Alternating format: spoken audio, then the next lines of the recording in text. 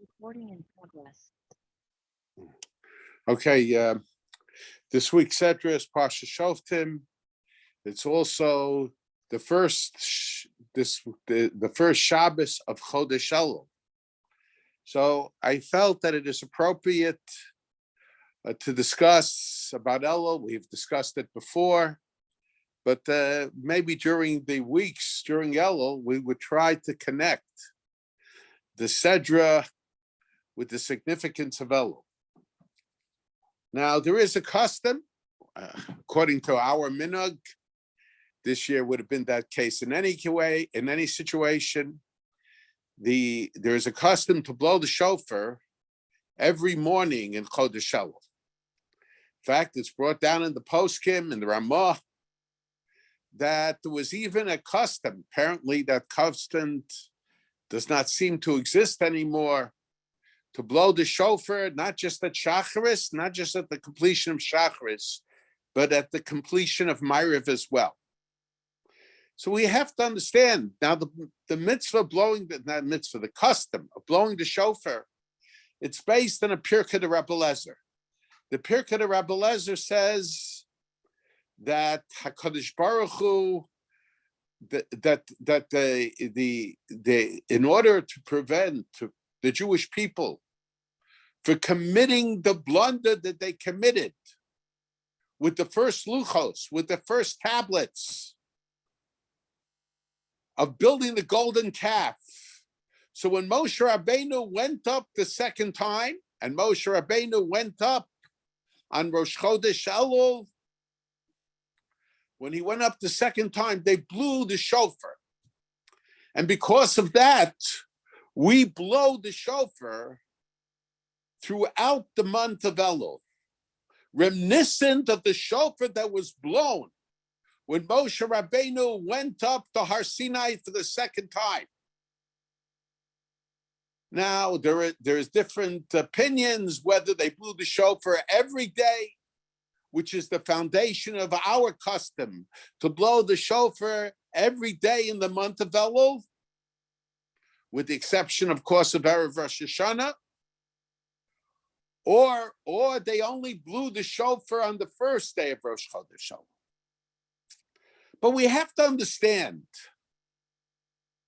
the custom of blowing the shofar was based on the fact that the Jewish people, to prevent the Jewish people from committing the blunder again of making the golden calf. What was the symbolism of the blowing of the shofar? What did it remind the Jewish people that would prevent them from committing that blunder again?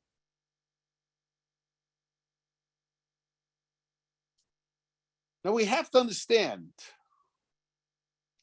how is it that the Jewish people who said Nasa v'nishma, the Jewish people who 40 days beforehand reached a level that, according to our sages, was higher than malachim, higher than angels, 40 days later could stand in front of a golden calf and say, Elul Hecha Yisrael, this is your God, O Israel. How did it happen? But the obvious answer is, there was a change in the milieu. There was a change in the situation. When the Jewish people said Nasa v'nishma, Moshe Rabbeinu was there.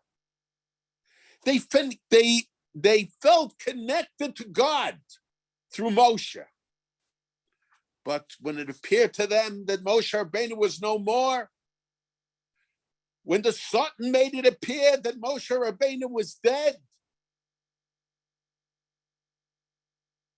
and they said, Ki zeh ha'ish Moshe liyadanu mehayalo, this mortal man Moshe, we don't know what happened to him.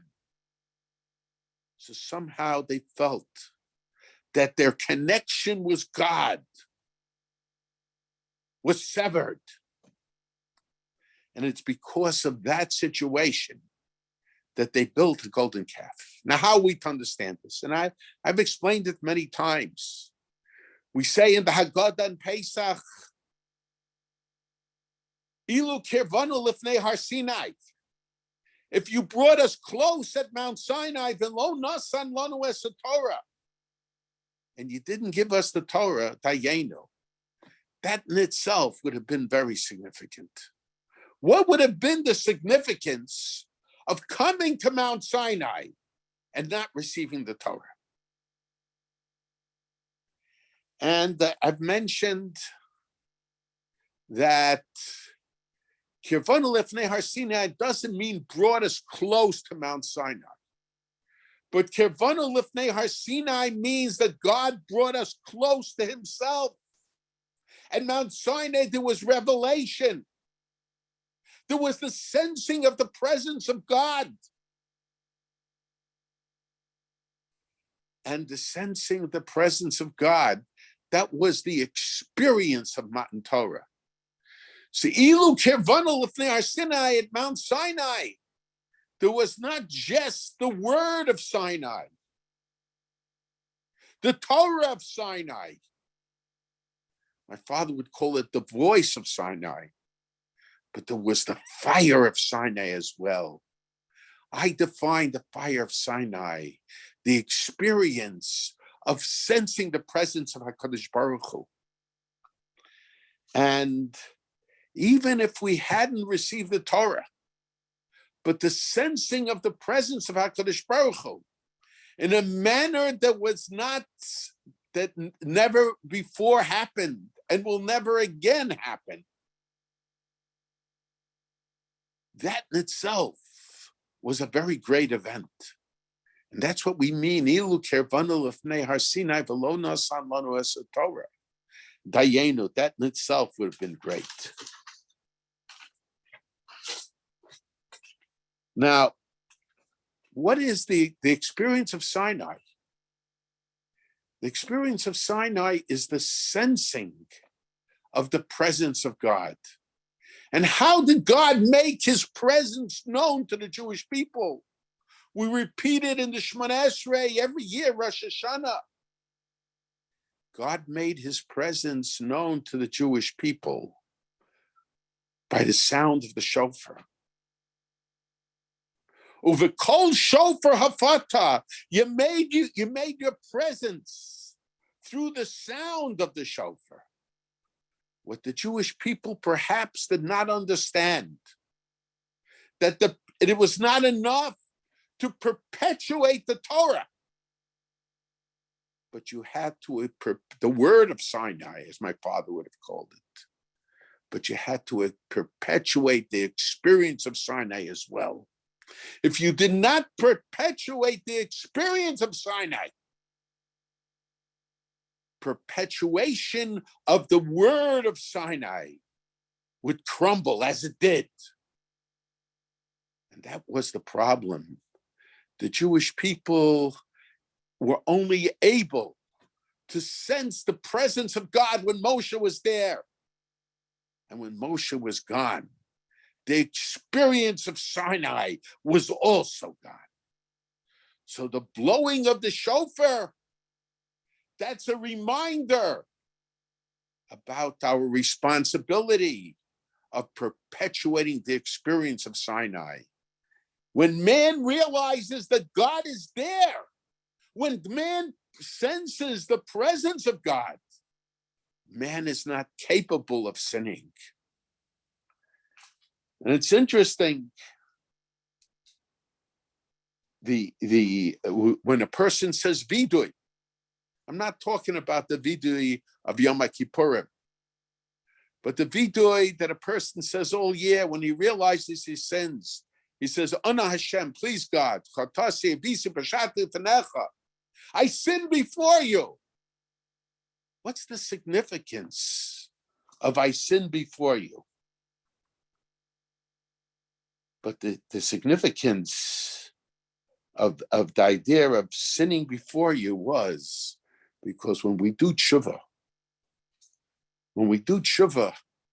we have to evaluate what attitudes, what approach we had that led us to sin.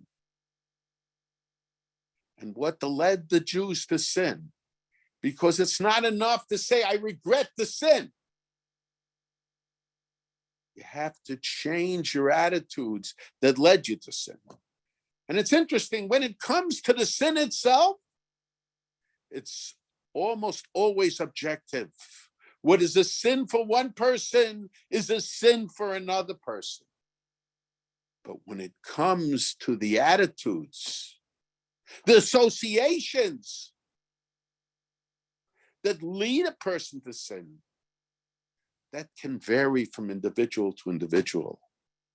An association that can lead one person to learn Torah, that can lead one person to be devoted to the observance of the mitzvos, that same association could have a detrimental effect to that perspective for another person.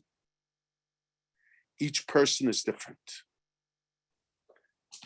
And this is the idea. The idea is that when we do tshuva, and this is the blowing of the shofar, the blowing of the shofar reminds us it's not enough to say we won't make a golden calf anymore. We won't commit the averos that we did. We have to evaluate ourselves and try to find out what was it in the situation that led us to sin. Because unless we evaluate and we change that situation, it could be friendships, it could be associations, it could be attitudes. It could be any one of an infinite number of things. But unless we change our ways, ultimately we'll come back to sin. That's what the Rambam means in Hilchos Tshuva. When the Rambam says that Medarkei HaTshuva is lehisrachek harbe min hadover shechata bo, to keep away with great distance from the thing that you sinned. It's not good enough to go up to the line. You have to stay far away. So you should not fall prey to the same problems that you had before. And it's very interesting. In the Slichas, Svardim say Slichas from the beginning of Elul. Ashkenazim say it only at the end of Elul. We say Hashem, Hashem, Kel Rachum B'Chanon. We say God, God. Mention God's name twice. In the Gemara in Rosh Hashanah, Rashi and Chumash quotes it. Why is God's name mentioned twice? Because Rachamim Kodem HaChet, Rachamim Achar HaChet. There is mercy before the sin and mercy after the sin. And all the commentaries, the Mabit, the Or Chaim, they're all troubled. What is the purpose of mercy before the sin? And I think the purpose of mercy before the sin is we need, in other words, we need mercy not just for the sin itself, but for allowing ourselves to be in a position that allowed us to sin, that led us to sin. That's the Rachman Kodem HaChet. And sometimes we're able to galvanize our strength. And in a sense, change before the sin takes place. And sometimes, unfortunately, we do not galvanize our strength in the proper manner. And consequently, after the sin, to a certain degree, we have to do tshuva, not just for the sin itself, but we have to change our ways that led us to sin. And we say, El Kim Asur Asadam Yashar, Behem Bikshu Cheshbonas Harbe. Man was made straight, Yashar. But man found all kinds of cheshbonos, all kinds of rationalizations that led him to sin. We say in Pirkei Avos, Lifnei miyatos et litein din b'cheshbon. before whom you're going to give a din and a cheshbon, an accounting. Well, usually, the accounting comes before the din, before the passing of the judgment. And here we say, know before whom you're going to give a judgment, or a judgment will be about you, and an accounting. Why is it should be the reverse? The accounting first, but first you're going to be held responsible for the sin that you did. The cheshbon, that's the accounting. What led you to sin? And now, it's very interesting, but it's not just that we have to evaluate before the sin, what took place before the sin, on the basis of what we did. But sometimes we have to evaluate the attitudes that exist, and attitudes that might have been passed down through generations, unfortunately. We see that we say in this week's Sedra, at the end of the Sedra, the Egla Rufa, Kaper Lamcha Yisrael,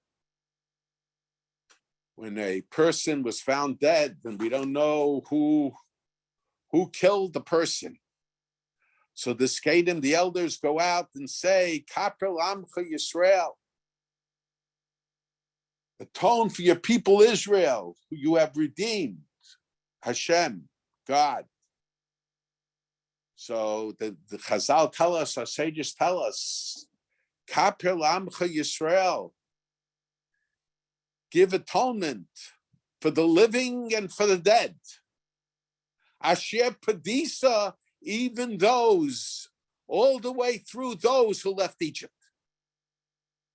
Why do we have to give? Why did there has to be redemption for the dead? What is it the fault of previous generations? Because of what took place in this generation. And certainly, how are we to understand Asher Padisa, even the Jewish people who left Egypt? Apparently, there is a relationship sometimes between the sin that we did, the attitudes that we had that led us to sin, and something that our ancestors, attitudes, doesn't always have to be sin, chas v'shalom. Attitudes that our ancestors had or conveyed, and perhaps did not convey it in a manner that dealt with changing circumstances, that in a sense played a role in our psyche that led us to sin. And we say in the Vidoy and Yom Kippurim, Aval anachnu va'avoseinu chatanu. We and our ancestors sinned. In other words, there's some relationship between the sins of our ancestors, small as those sins might have been, and the impact that it had on future generations. And we have to be on guard that that situation should not have an effect upon us.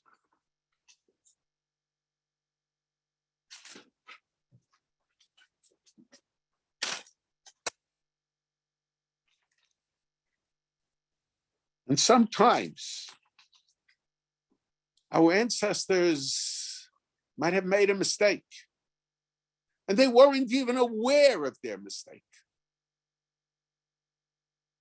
But somehow, our generation or later generations, because of events that unfolded,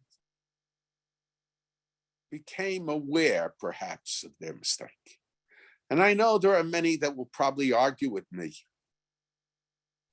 But I think perhaps that what happened in the Holocaust revealed to us the mistake that previous generations might have made when they did not encourage, when the situation allowed. There were many situations that didn't allow, but when the situation did not allow, to encourage people to go up to Eretz Yisrael.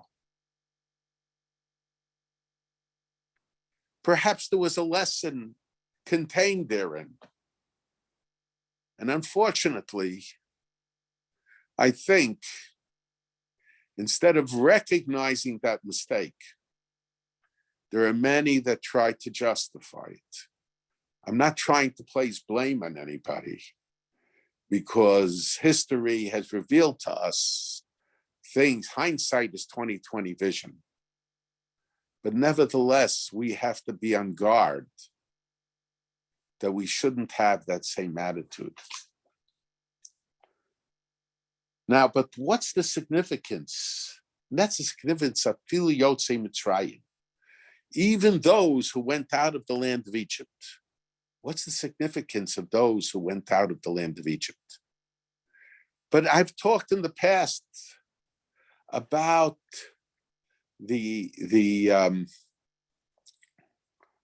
why is it a Pesach? There is so much involvement of parent and child. The child asks the question, why specifically on Pesach? But Pesach is the holiday of freedom. It's the holiday of our redemption from slavery.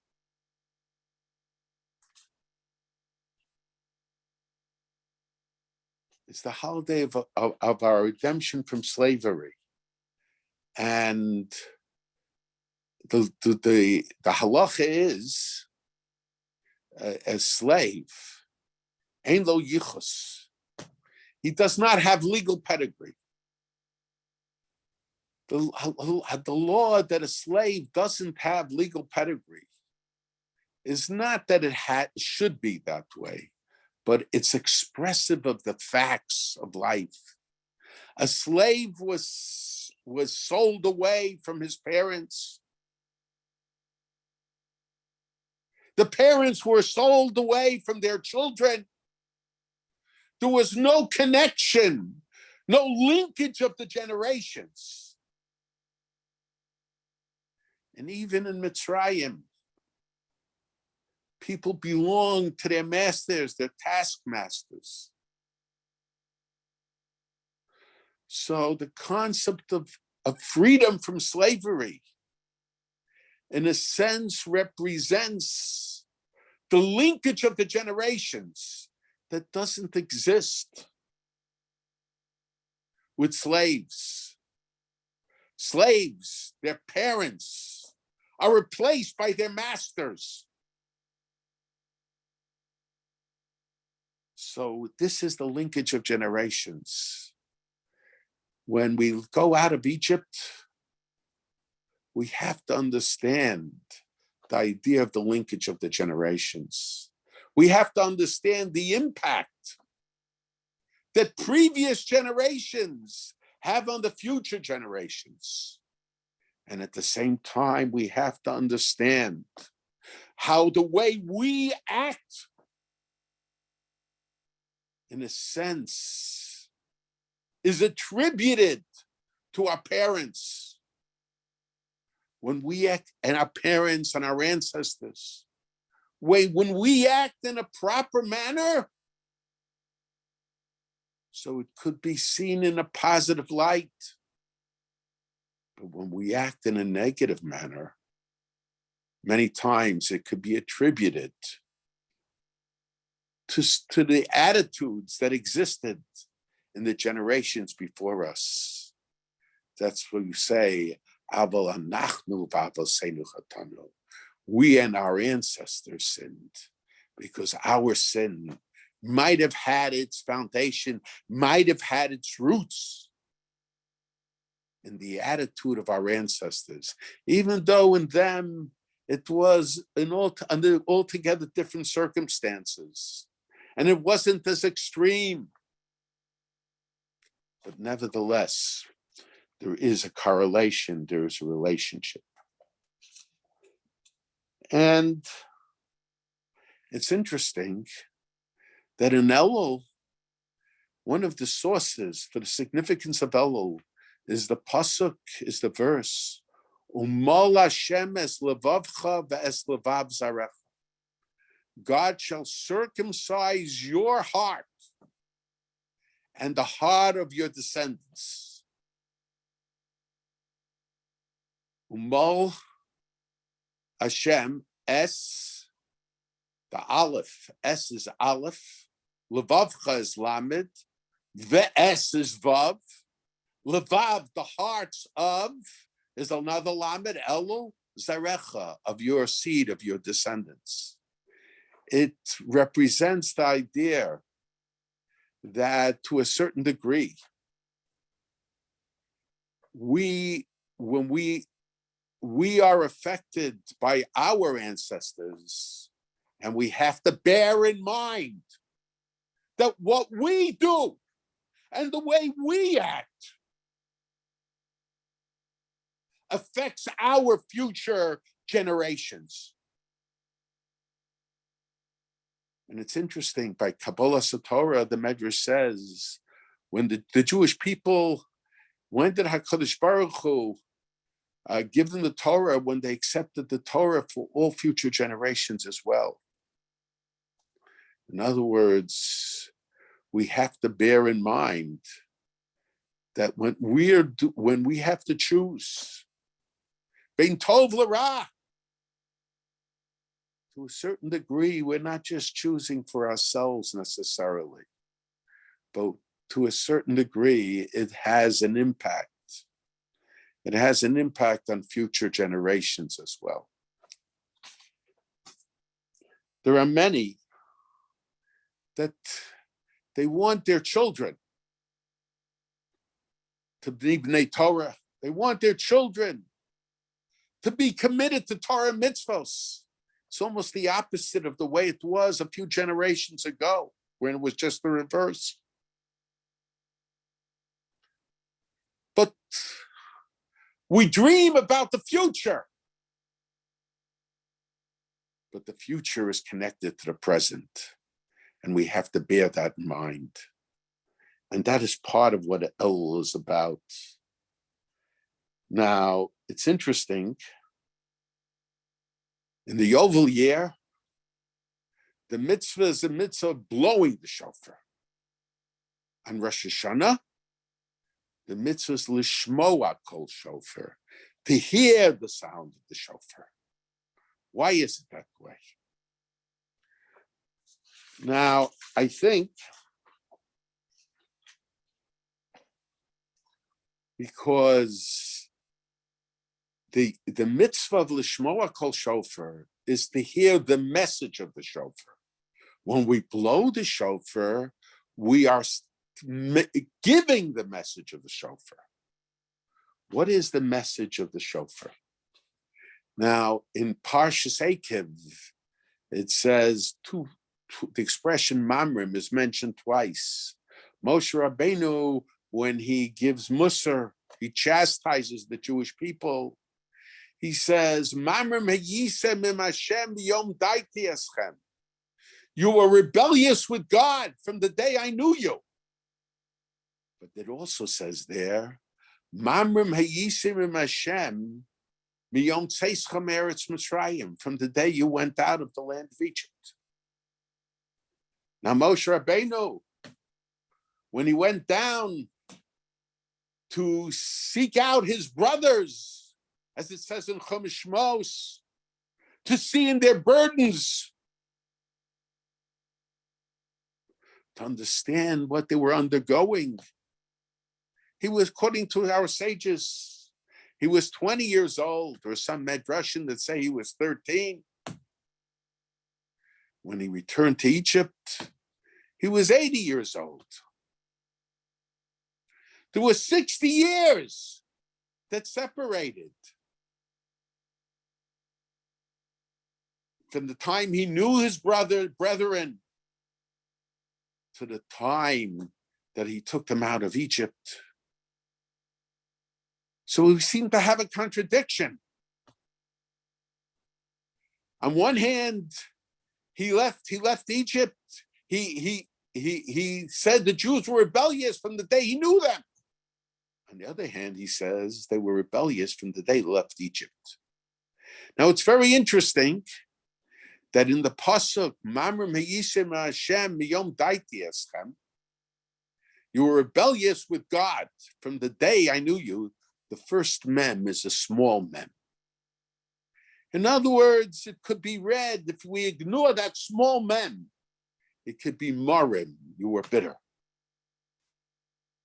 In other words, I think Moshe Rabbeinu was saying, the seeds of your rebelliousness was your enslavement in Egypt, the bitterness you had in Egypt, the servile perspective that you got in Egypt.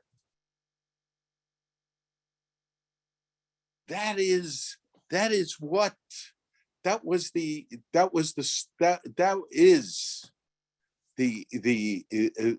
caused you to be rebellious later on. It was the bitterness of Egypt.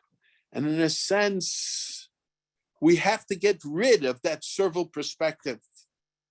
And it's possible that very often, when the Jewish people rebelled in Egypt, so why did the Jewish people rebel in Egypt? Because in the sense of the bitterness they had for what they underwent rebellious in the desert because of the rebelliousness, because of the bitterness they had in Egypt. In a sense, there was a transference. Paro was their master. Paro is the one who enslaved them, but he was their master. All the feelings they had against Paro was now turned against their new kings, their new leaders. It was turned against Moshe, and even more than Moshe, it was perhaps turned against HaKadosh Baruch Hu. Why? Because they remained slaves. They had a servile perspective. And to a certain degree, they remained slaves of Paro. And it's interesting, Rebbe Alexander and Maran Brachas says, Ritzonenu lasos ritzoncha. It is our desire, O God, to do your will. It's our will to fulfill your will. Umi ma'atev. Who prevents us from doing your will? She'or shabisa. The Shor Beisa, which Chachamim explained to mean the Yetzer Hara, the evil inclinations in man, the desires of man, and also Shibud Malchios, the enslavement of the nations. We have, throughout our history, two types of enslavements of the nations.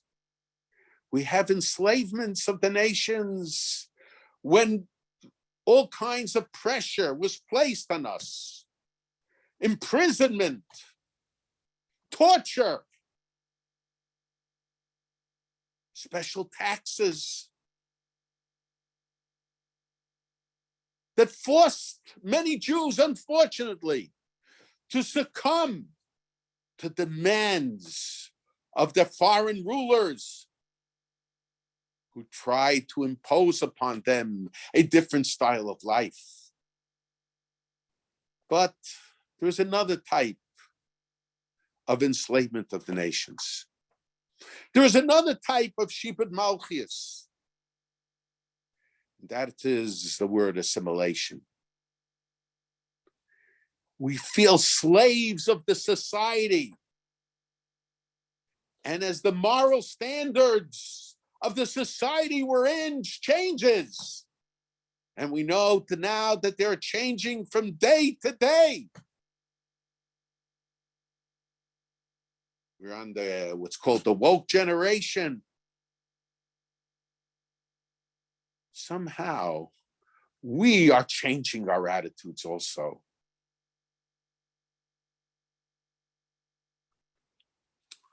So we have become slaves of the nations.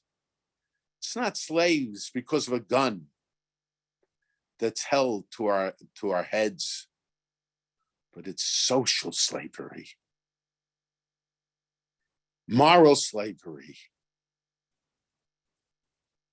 And of course, the idea, Avda b'hafkera nichale, a slave likes a free life. He wants to be able to do whatever he wants to do. And the sound of the shofar comes and tells us that we're free. The sound of the shofar tells us that we shouldn't be subject to the culture of the nations of the world. The culture of the nations of the world is not our culture. And when God made his presence known to the Jewish people, God made his presence known with the sound of the shofar, which in addition to announcing the presence of God, announced to the Jewish people, you are free. Anochi Hashem, how does the Aseret Dibros begin? Anochi Hashem Elkecha Asher Tzeisicha Me'eretz Mitzrayim Beis Avadim. I am the God that took you out of the land of Egypt from the house of slavery. Because as long as we didn't have our own culture, as long as we had this, we were subject to the culture of Egypt. We were still slaves. Paro was in Egypt, and we were in the desert. But he still was our ruler. He was still our master. It was his culture. And the Torah was our culture. The Torah, al tikra choros alacheros. The words of the Ten Commandments were engraven. The word choros and cheros is written the same way because the Torah is what makes us free. And it's interesting because our sages tell us that a Jew who says, I want to be a slave, Ahavti es Adoni, es ishti v'esponai lo eitze lechavshi. I don't want to go out free. So his ears are pierced. A hole is made in his ear. Why? Ozen sheshamal har Sinai. The ear that heard on Mount Sinai. Avadai haim. They are my slaves, my servants. V'lo avodim la'avodim, and not slaves of slaves, not servants of servants. Yeratza should be pierced. Where at Mount Sinai was it said? Avadai haim v'lo avodim la'avodim. That was the sound of the shofar at Sinai that proclaimed the freedom of the Jew. We mentioned the Yovel year, the mitzvah is blowing the shofar. And Rosh Hashanah, the mitzvah is hearing the shofar. Why is it? In the Yovel year, we are proclaiming that the slaves go free. So the mitzvah is to blow the shofar. On Rosh Hashanah, we have to hear that we are free. Sometimes we consider ourselves as still being slaves. We have a servile perspective. The torture that we underwent throughout the generations gives us a servile perspective, just as the torture that the Jews underwent in Egypt gave them a servile perspective. And sometimes we take it out against Chas v'Shalom, against HaKadosh Baruch Hu. And sometimes we're slaves because Avda b'hefkera nichalei. We have this attitude that we want a free life to do whatever we want, whatever we desire.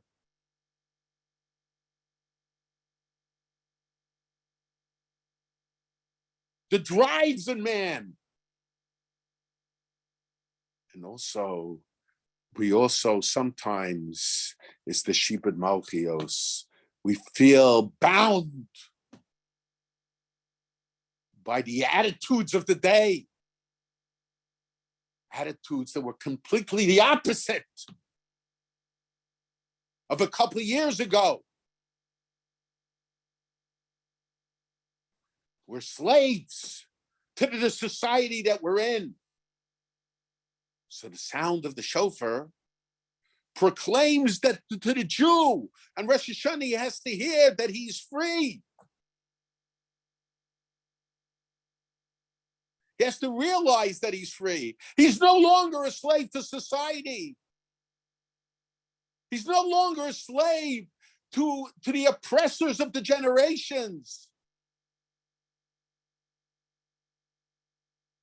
But he has to adopt the culture of the Jewish people.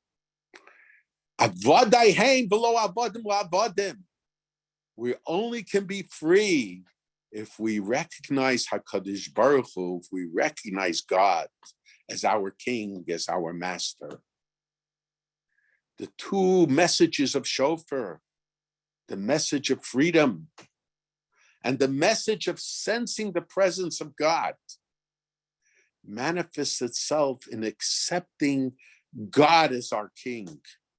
When we blow the shofar, we mention at Matan Torah, when they heard the sound of the shofar, it was announcing that God was King.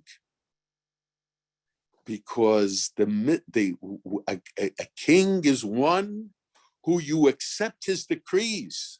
And when the Jewish people said Nasa v'nishma, they were accepting the yoke, the Ol Malchus Shemayim of HaKadosh Baruch Hu. And that, on one hand, if we're slaves to others, that is minimizing our commitment to God, our recognition of God as our King and our Master. At the other hand, unless we accept God as King, unless we're Mekabel Ol Malchus Shemayim, we accept the yoke of heaven. Then we're letting others be our master.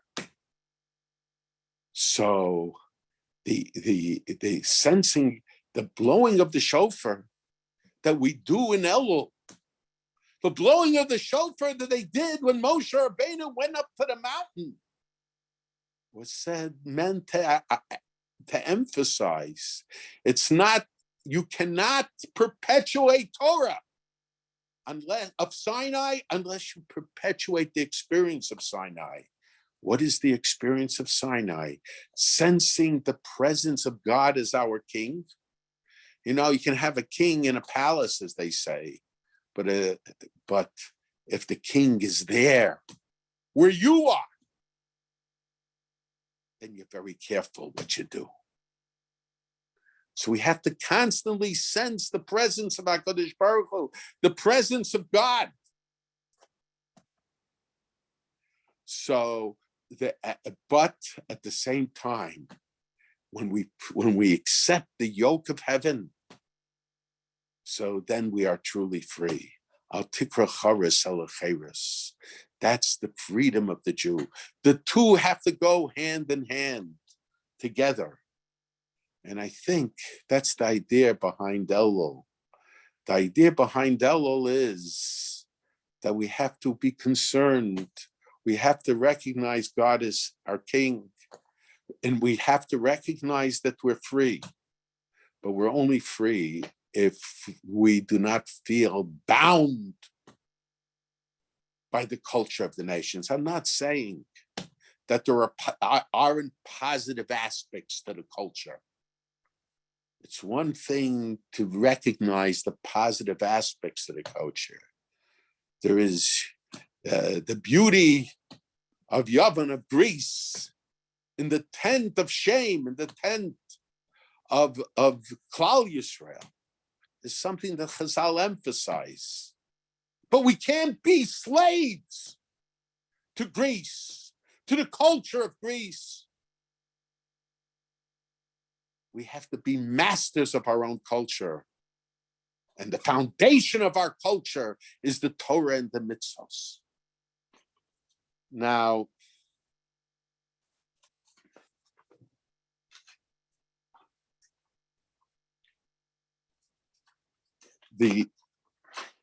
I think that this is the idea.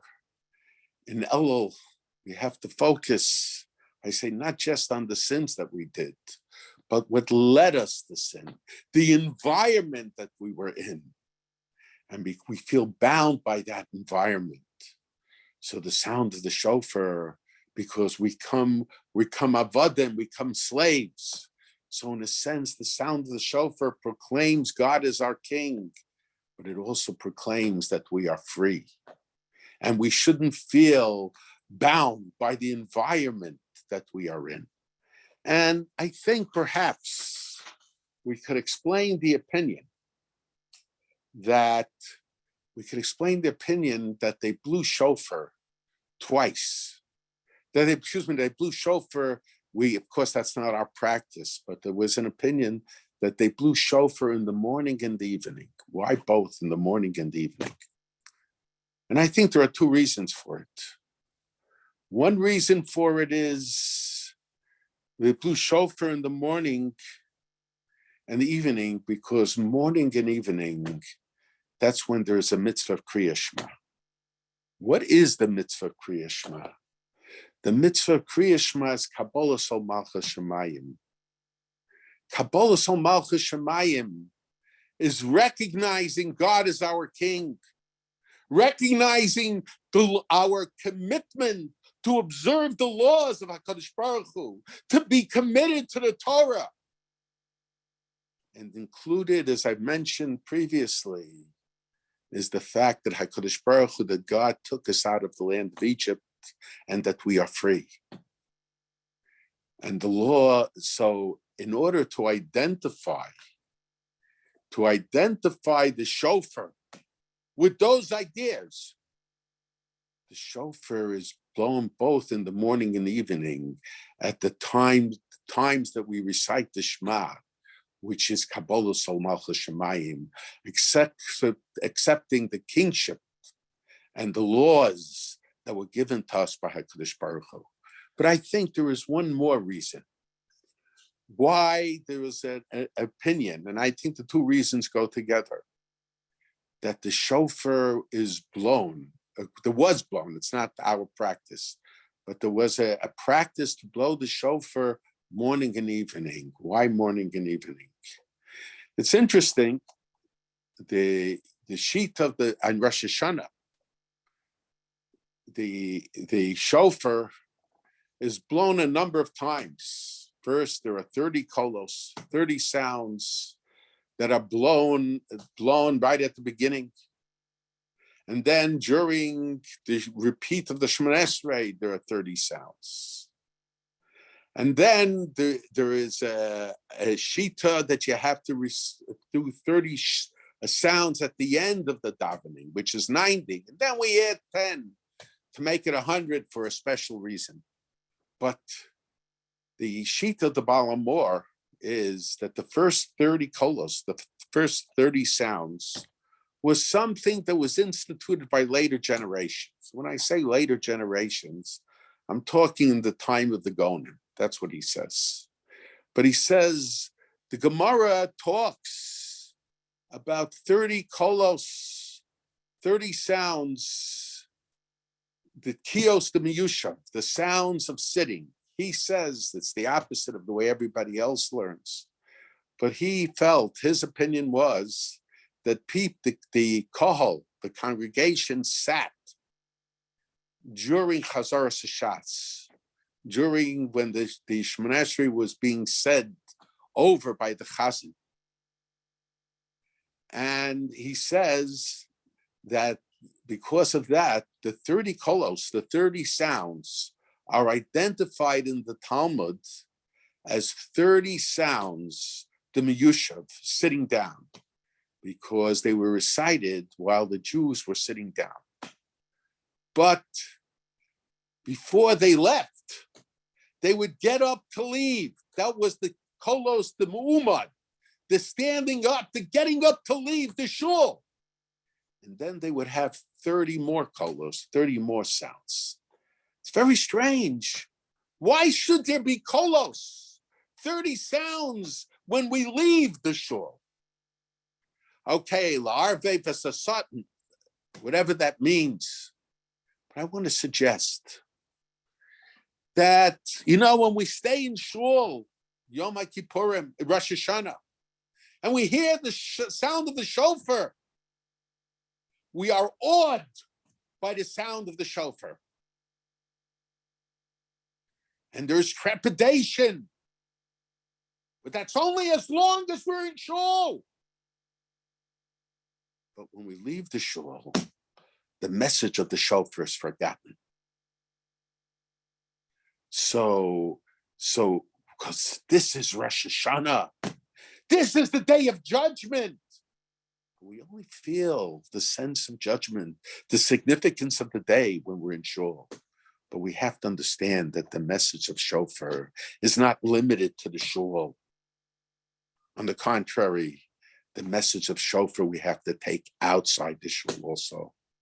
So according to the Baal HaMor, the 30 kolos that they originally had during Shemoneh Esrei, they had to add 30 more kolos just before people left the shul, to know that the message of Chauffeur was not just for the shul.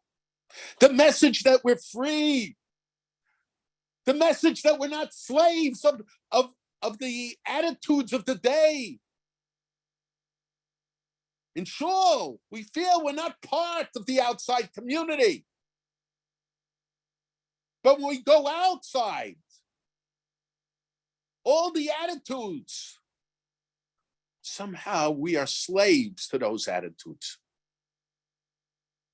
So we have to know that we're free. We cease to be slaves. And I think perhaps that's the idea of Chauffeur in Elul. It's interesting that in morning and evening, because probably like most shuls do today, in those days, they daven mincha and ma'ariv together. So the people left the shul twice, once in the morning at the end of Shacharis, and once at the end of ma'ariv. In Elul, the main message of the Chauffeur is not the way we act in shul.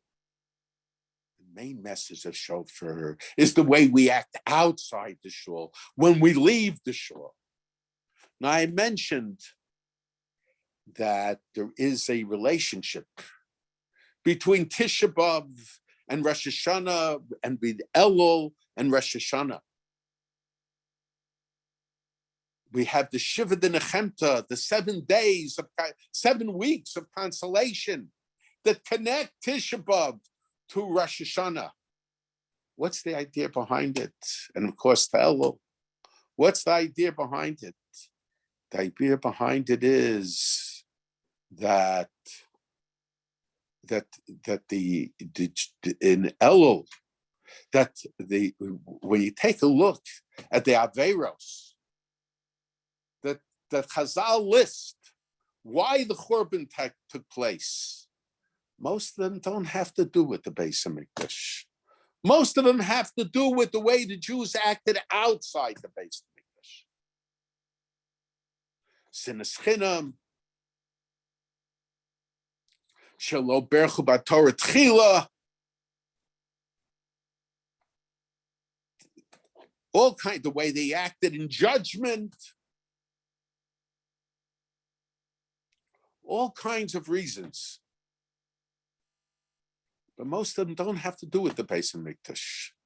And we know that HaKadosh Baruch Hu punishes Midah connected Midah. So how is it that the Beis HaMikdash was destroyed? Because of sins that we did outside the Beis HaMikdash. The answer is the Jewish people wanted a relationship with HaKadosh